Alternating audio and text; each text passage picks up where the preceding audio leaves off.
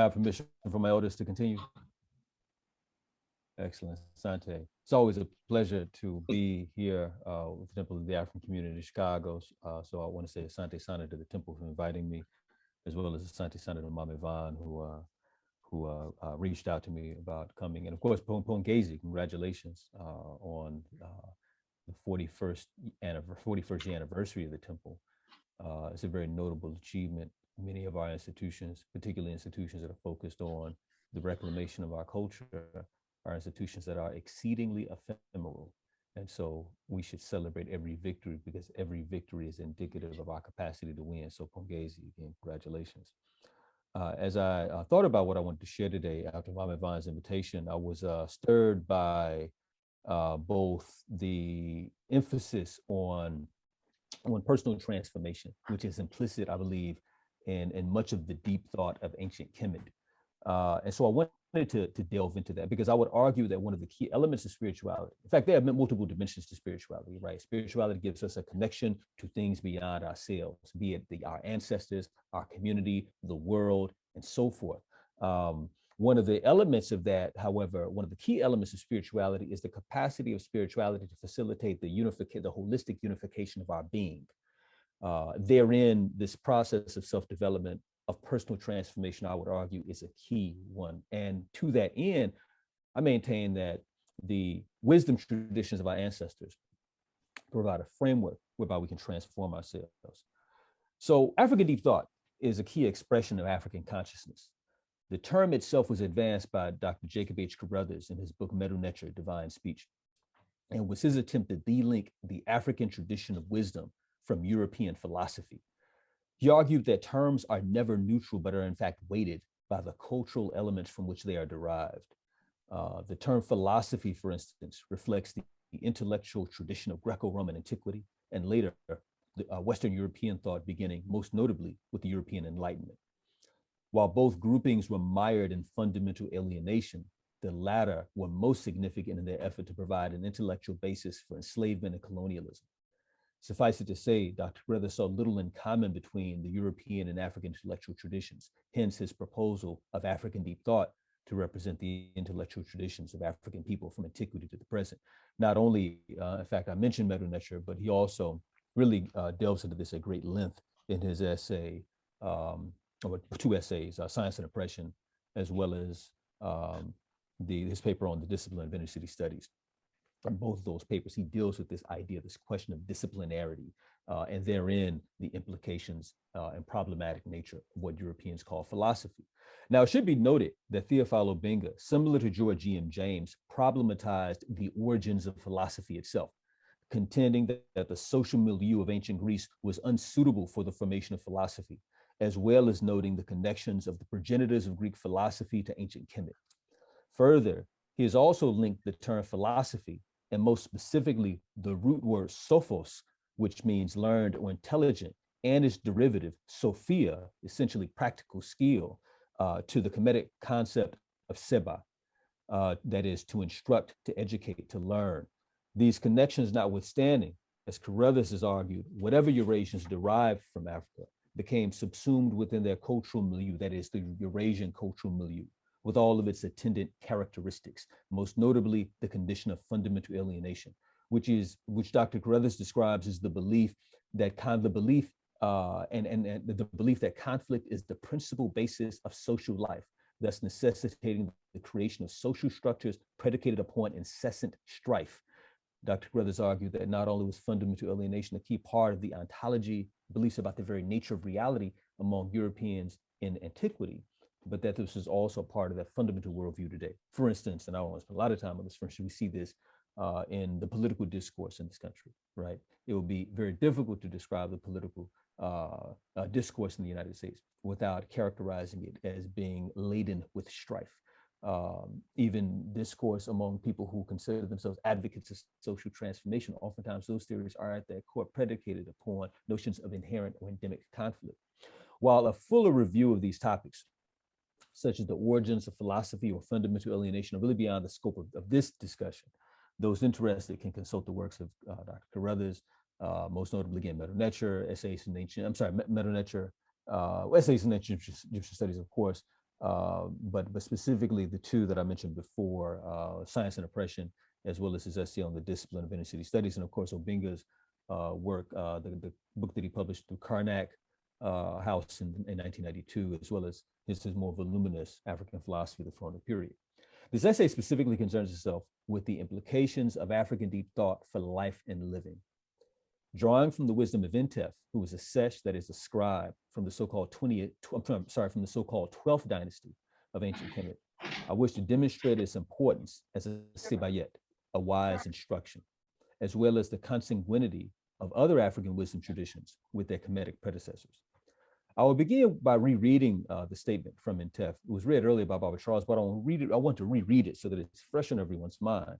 And I believe it serves as an exemplar of African deep thought and its implications for ways of being in the world.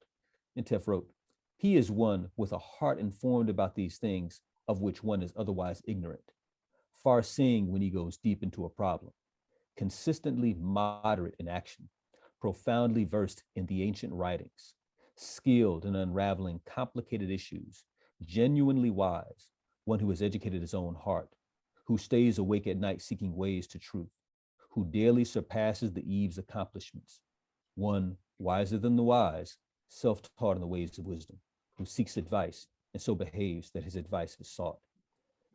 This text is revealing of a number of important values that not only express important characteristics of the intellectual vocation, but also reveal the deep reverence for wisdom within African culture. I'll offer an analysis of the key values expressed by Intef and also note their continuity across African traditions. Finally, I will offer some insights with respect to the implications of African deep thought for life's journey, as well as for personal transformation. The initial part of Intef's statement, where he says, quote, "He is one with a heart informed about these things of which one is otherwise ignorant," end quote, begins by noting that the African deep thinker's life is one which has been established on the basis of wisdom. This is affirmed later where he states, quote, "Genuinely wise, one who has educated his own heart," end quote. His reference to the heart, or the Eve in Medu Neter, is particularly notable given the importance of the heart to African conceptions of consciousness. In the Kemetic paradigm, the heart is also representative of the mind. Of this, Dr. Carruthers writes, "The heart/mind symbolizes the real individual. That is the aspect of the individual which is morally responsible," end quote. Chukwunyere Kamalu, in his magnificent book, Person, Divinity, and Nature, echoes this point where he states that the heart, quote, "would appear to be the aspect of the person which thinks and feels. Ancient and traditional ideas in parts of Africa appear to see the heart as being the aspect of the person connected with emotion, will, and thought," end quote. He also states that, quote, "In Igbo language, the words heart and mind are identical and taken to mean the same things to the extent that thought is identified with the heart rather than the head," end quote. Hence, Intef asserts that the heart as his foundation. A Swahili proverb expresses the heart's significance as a facet of consciousness where it says, "Moyo hono mbali kuliko kichwa." This is in English, "The heart sees further than the head." Here, the heart is presented as a uniquely powerful way of knowing, suggesting that when one knows something in their heart, it is understood on the most profound levels. Further, Intef contends that his thoughts and actions have been established on the basis of, quote, "these things of which one is otherwise ignorant," end quote. That is wisdom. This echoes Ptahhotep, who stated that, quote, "good speech is more hidden than greenstone. Greenstone is emerald." He continues, "yet it may be found among maids at the grindstone." Ptahhotep notes that Medu Neter, or good speech, which necessarily rests upon the foundation of wisdom, is exceedingly rare in the world, yet paradoxically, it can be found even amongst the most humble denizens of the society. For Intef, the cultivation of the heart via the internalization of wisdom is a critical element in one's personal development.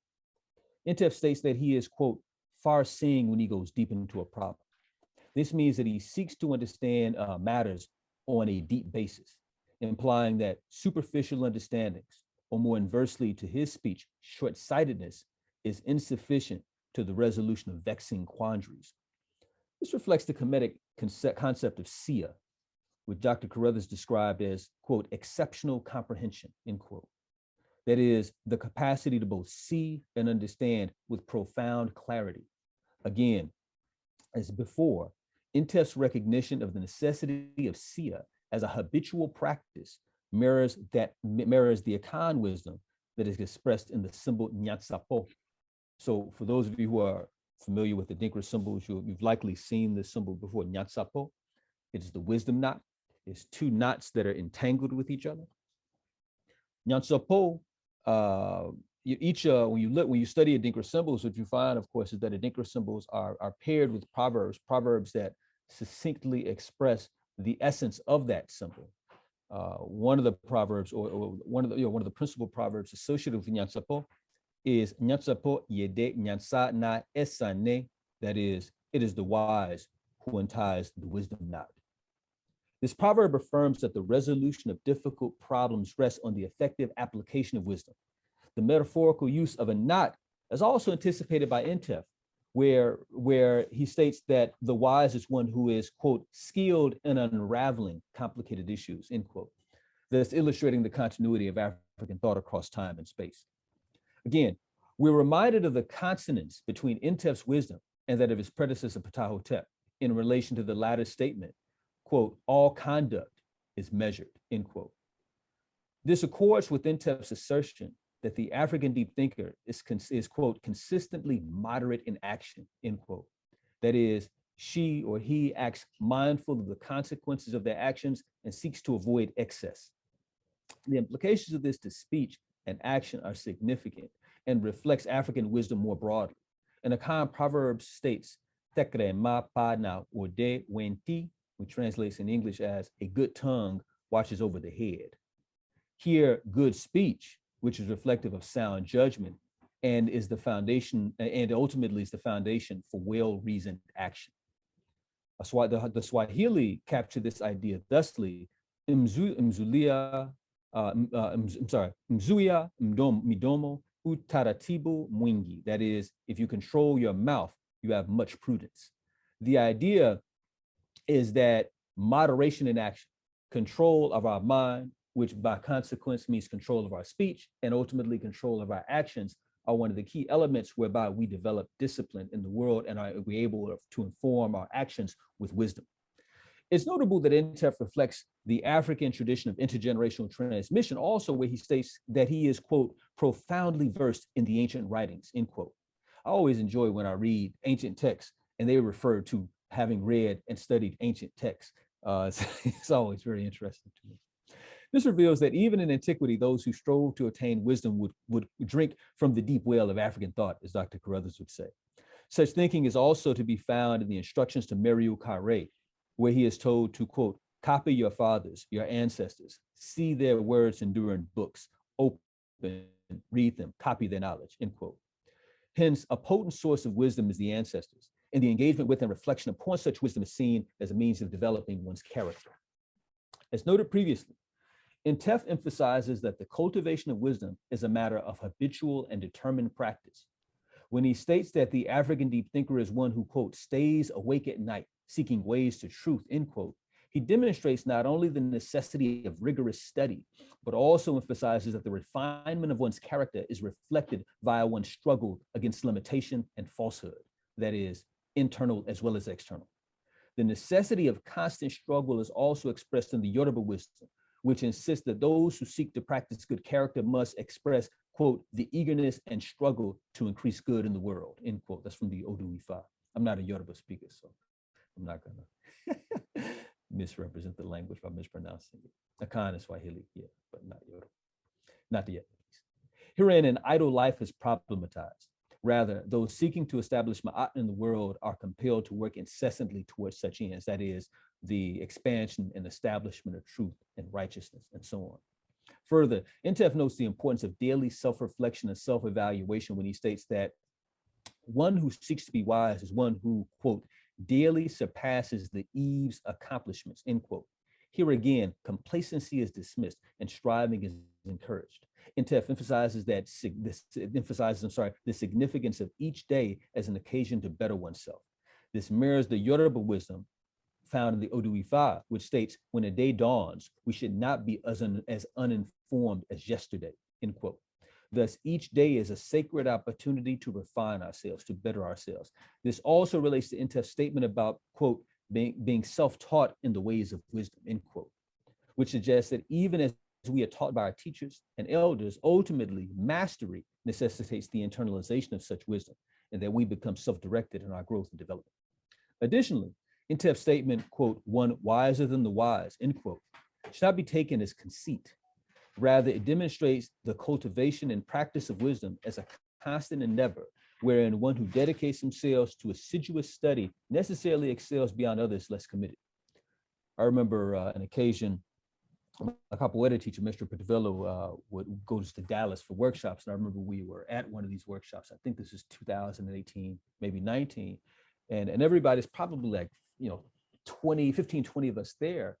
And people are at different ranks, like they're different levels in terms of their study of capoeira. And one of the things that he said, which really struck me, he says, essentially that each of you has the capacity to be great, but you have to choose. And I thought that was very interesting, right? The idea was that all of us had the capacity to be exemplars of this particular African tradition, but we also have agency.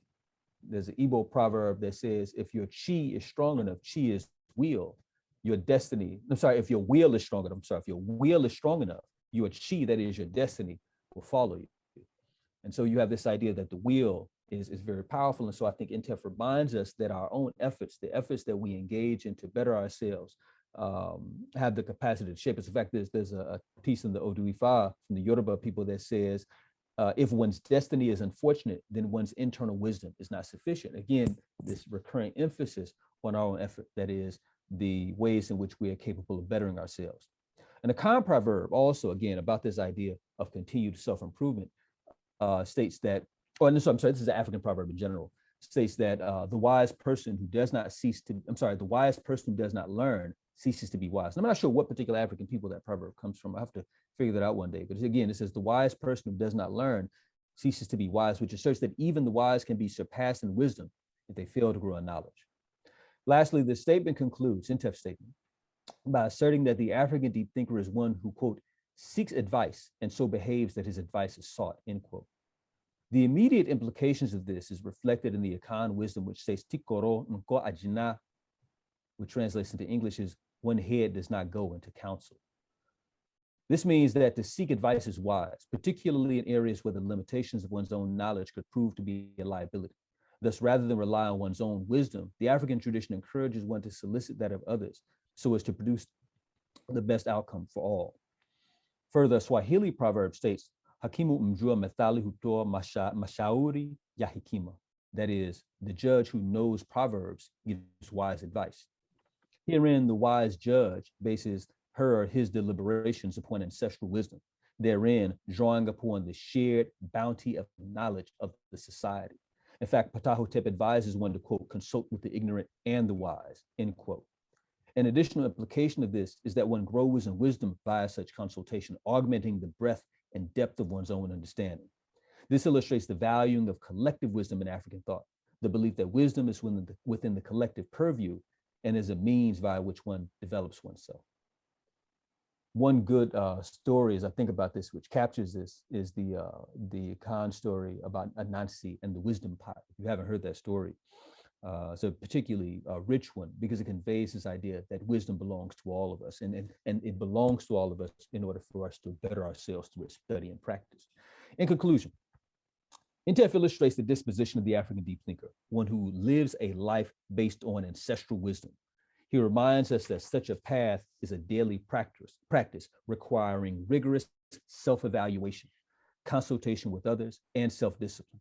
He expresses key themes found throughout the deep thought of Kemet, as well as other African cultures, which illustrates the points of Sheikh Anta Diop, Theophilo Benga, Jacob Carruthers, Kwame Jeche, and others, that African thought evidences a profound continuity across time and space. Finally, Intef provides a framework for life and living. His insights invite each of us to strive to be more, to become better exemplars of the ways of our ancestors, and to become wise through the daily application and practice of wisdom. Asante Sana, Hotep.